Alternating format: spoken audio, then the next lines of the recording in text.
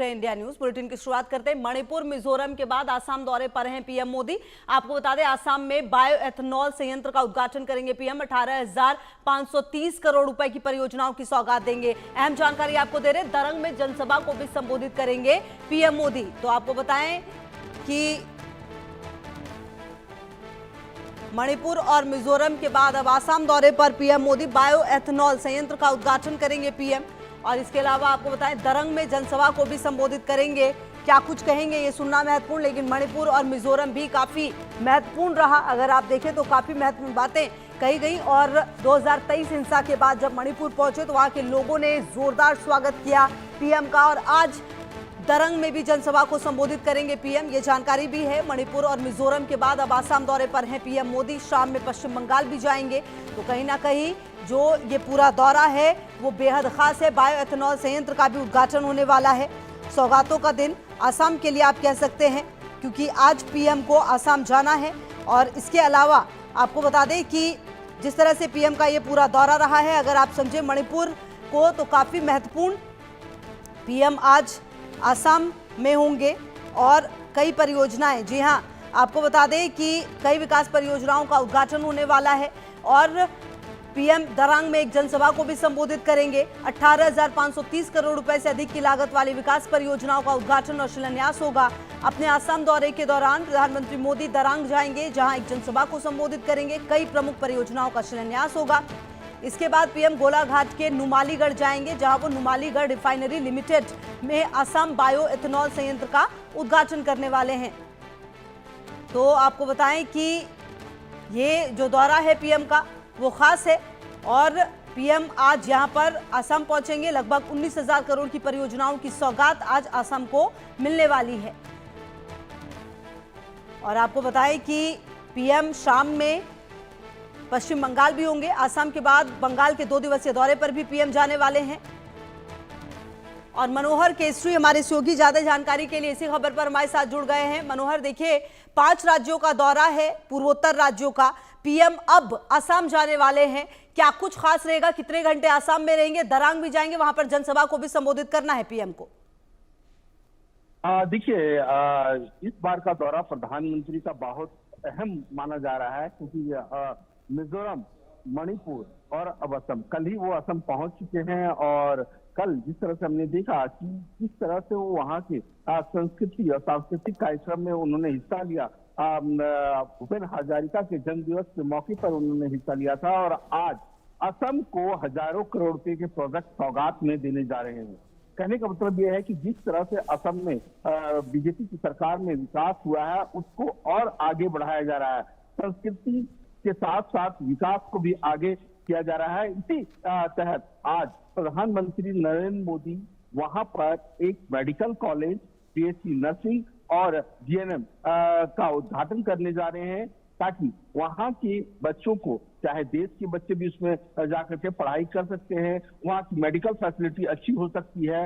इसके अलावा दरंग जाएंगे दोपहर में और दरंग में वहां पर इंफ्रास्ट्रक्चर को बूस्ट करने के लिए, इंडस्ट्री को बूस्ट करने के लिए वो करोड़ों रुपए का जो है सौगात दे रहे हैं। पूरा असम को आज 18,350 करोड़ रुपए सौगात दे रहे हैं। वहां पर बायो इथेनॉल प्लांट का उद्घाटन करेंगे, साथ ही साथ रिफाइनरी में प्रोपेलिन का भी शिलान्यास करने जा रहे हैं। इसके अलावा अगर मैं बात करूं, ब्रह्मपुत्रा नदी पर एक हाईवे जो रोड प्रोजेक्ट है उसका वो वहां के लोगों को गिफ्ट देंगे।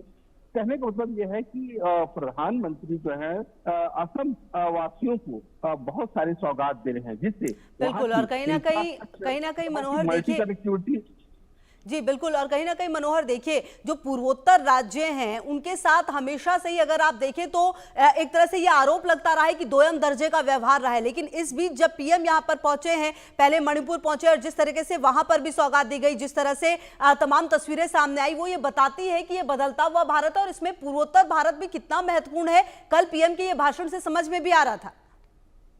देखिए, बिल्कुल जिस तरह से उन्होंने मणिपुर में जाकर के एक संदेश दिया, वहां के लोगों से मुलाकात की, मिजोरम वासियों को भी उन्होंने करीब 9,000 करोड़ रुपए की सौगात दी और उन्होंने कहा कि किस तरह से जीएसटी का रेट कम होने से यहाँ के लोगों की लाइफ जो है तो काफी ज्यादा अच्छी हो जाएगी, चीजें सस्ती हो जाएगी। उन्होंने ये भी बात कही कि वोट बैंक के जरिए जो है तो लोग यहाँ पर राजनीति करते आए और इसकी वजह से नॉर्थ ईस्ट का जो है नुकसान हुआ है। सीधे तौर पर कांग्रेस और विपक्षी पार्टियों पर उन्होंने निशाना साधा था। तो आज जब वो असम जाएंगे, असम में जब उद्घाटन करेंगे तो उस दौरान एक जनसभा को भी संबोधित करेंगे और उस जनसभा में उम्मीद है कि वो बांग्लादेश, रोहिंग्या पर जमकर के बसेंगे। किस तरह से डेमोग्राफी वहां की चेंज हुई है, क्योंकि कई बार इस चीज को लेकर के सवाल खड़े करते आए हैं। वहां के मुख्यमंत्री ममता बिस्व शर्मा इस बात को लेकर के काफी मुखर होते हुए उन्होंने कहा है।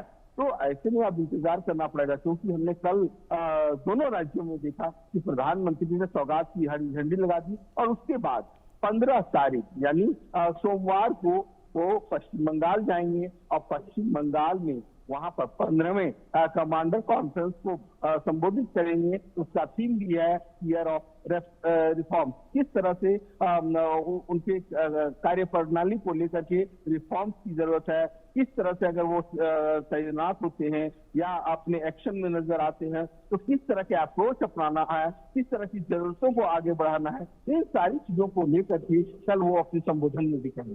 बिल्कुल, और कहीं ना कहीं मनोहर ये देखना होगा कि ये जो पूर्वोत्तर राज्यों का दौरा है पीएम का, ये क्या खास रहेगा। और पश्चिम बंगाल की भी अगर बात की जाए तो वो दौरा भी बेहद महत्वपूर्ण रहने वाला है। 2 दिन वहां पर रहेंगे। पिछले दिनों जिस तरह से एसआईआर को लेकर बिहार के बाद वहां पर भी बंगाल में भी, पश्चिम बंगाल में भी जिस तरह से तस्वीरें सामने आई थी वो परेशान करने वाली थी, और इस बीच अगर यहाँ पर पीएम पहुंच रहे हैं तो संदेश बिल्कुल साफ होगा। और कहीं ना कहीं मनोहर देखिए, ये बात तो तय है कि अगर पूरा भारत एक है और उसमें पूर्वोत्तर भारत की भी क्या भूमिका है, ये बात समय समय पर बताई गई है। और अब जब पीएम खुद यहां पर पहुंचे और वो भी 5 राज्यों के बैक टू बैक दौरे से, संदेश बिल्कुल साफ है मनोहर। देखिए, बिल्कुल प्रधानमंत्री नॉर्थ ईस्ट जब से 2014 से लेकर के अब तक 11 साल हो गए हैं और 11 साल में हमने यहाँ के लोगों से भी बात की है किस तरह से डेवलपमेंट हुआ है। लोगों की एक उम्मीद थी। एक सिंपल एग्जांपल आप अगर देखिए तो कल जो प्रधानमंत्री मिजोरम में हरी झंडी दिखलाए तो वहां पर आजादी के बाद जो है रेलगाड़ी पहुंची, वहां कनेक्टिविटी पहुंची और देश के रेलवे के मानचित्र में मिजोरम जुड़ा, तो उसके इकोनॉमी को कितना ज्यादा बूस्ट होगा। उसी तरह से आज असम में जब द्रांग एरिया में इस प्लांट का उद्घाटन करेंगे तो वहां के लोगों को रोजगार भी मिलेगा और साथ ही साथ वहां जो प्रोडक्शन होगा उससे न सिर्फ वहां के लोगों को मदद मिलेगी कि वहां से दूसरे राज्यों में जा सकेगा। तीसरी बात, जिस तरह से वो मेडिकल कॉलेज का उद्घाटन करने जा रहे हैं तो हजारों स्टूडेंट्स को वहां पर बेनिफिट मिलने वाला है। तो आप समझिए सिर्फ नहीं, पूरा जो नॉर्थ ईस्ट है, अब आप देखिए मिजोरम जो है तो चौथा राज्य बन गया, उसका कैपिटल जो है वो रेलवे से कनेक्ट हो गया। अब जो बाकी 3 सिस्टर स्टेट्स है उसको को भी जल्द जो है तो रेलवे से जोड़ने की योजना है। हाईवे का काम चल रहा है, कालादान प्रोजेक्ट से लेकर के अलग अलग राज्यों को जोड़ने की योजना है ताकि हम कोलकाता से कोई भी सामान लाना हो बंदरगाह से लाए और ट्रेन के जरिए उन राज्यों में पहुंचा दे। इससे क्या होगा कि माल ढुलाई में कीमत भी कम पड़ेगी, वहां के लोगों को भी फायदा होगा और इससे कई राज्यों के बीच जो है तो एक मार्केट भी डेवलप होगा। तो आप समझिए मल्टी मॉडल जो है कनेक्टिविटी के साथ साथ मल्टी मॉडल इकोनॉमिक को भी बूस्ट किया जा रहा है। अलग अलग तरीके से इकोनॉमिक कॉरिडोर बना दिया गया है ताकि लोग आपस में जो है तो इसका फायदा उठा सके। जी बिल्कुल मनोहर, और देखिए जैसा कि हम अपने दर्शकों को ये बता भी रहे थे कि असम के बाद पश्चिम बंगाल दौरे पर भी पीएम मोदी जाने वाले हैं और यहाँ पर भी ये जो पूरा कार्यक्रम है सैन्य बलों के कमांडरों को भी संबोधित करेंगे पीएम। और कहीं ना कहीं मनोहर देखिए, ये जो 16वां संयुक्त कमांडर्स कॉन्फ्रेंस है 2025, ये कितना खास होने वाला है? देखिए, काफी इम्पोर्टेंट है और इसके जरिए प्रधानमंत्री गृह मंत्र भी देने वाले हैं, क्योंकि इसकी थीम ही है ईयर ऑफ रिफॉर्म।